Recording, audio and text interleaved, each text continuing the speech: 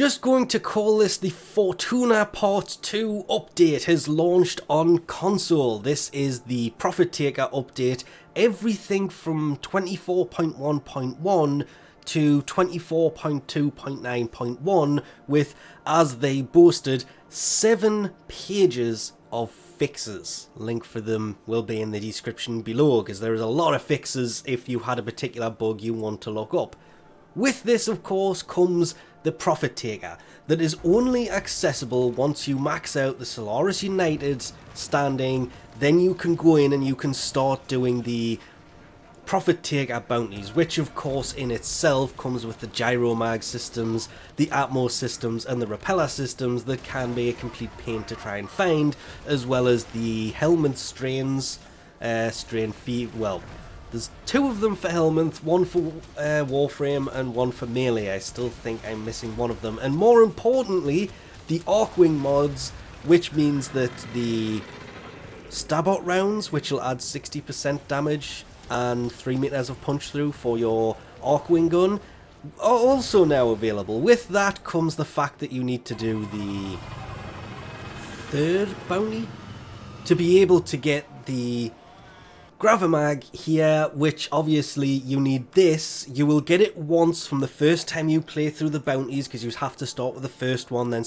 it'll unlock the second one, then the 3rd one, and the 4th one, where you can finally fight the ProfitTaker.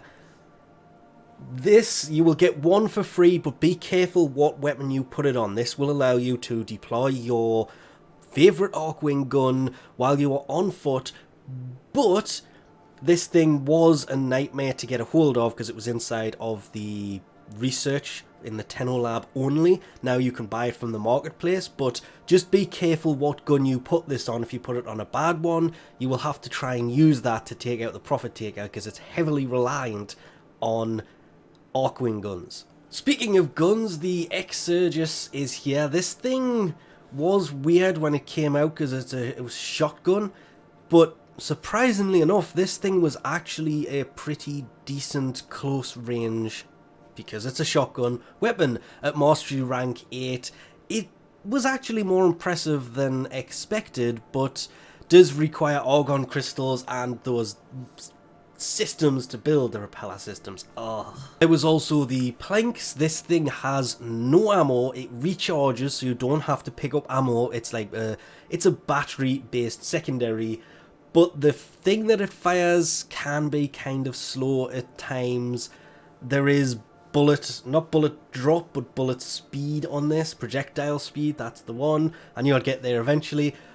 But once you get round that, this is an okay secondary, not an amazing one.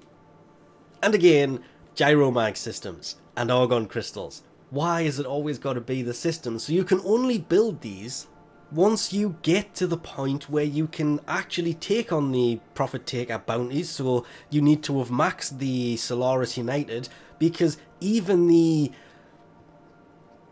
Galvacord, if that's how it's pronounced, needs the Atmos systems and, surprise surprise, argon crystals. These things are expensive to build. Silly expensive because of the Atmos systems, the repeller systems, the gyromag. If you haven't got them, they are quite a pain to farm for, but now they should, in theory, be available from Little Duck herself. I will put it on the screen about here if they actually are or not, because I will double check with the... Oh, I don't know if I can actually. No, I'll double check on console just to make sure.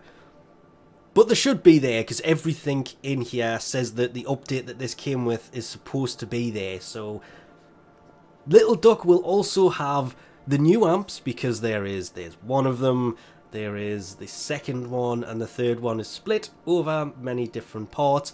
A lot of new arcanes. I don't think I have any of her arcanes. I lie, I know for a fact I have one, because I picked it up.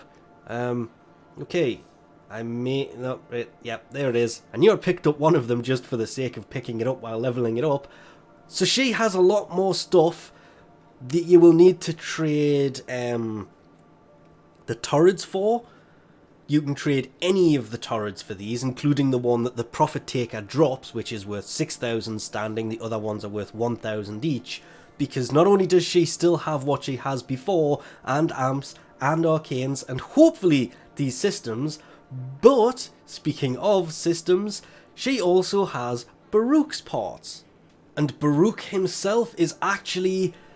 what is it they keep referring to him as? The pacifist king? No? Where is it? It's gotta be in there. It's not there anymore.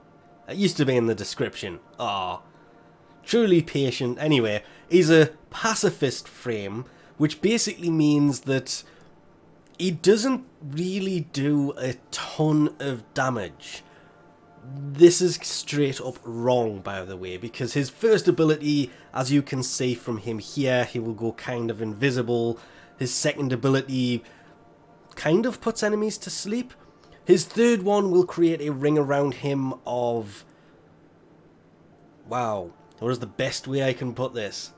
Defensive / offensive daggers that will go after your enemies, and it'll wake them up if they're asleep though, so you need to be careful, but they will kind of evade whatever incoming damage, and at the same time shoot out after enemies, so you need to be careful, because once they're all gone, the incoming damage reduction will obviously go back to as it's supposed to be, but as you have them active, they reduce the incoming damage, so they are stupidly useful.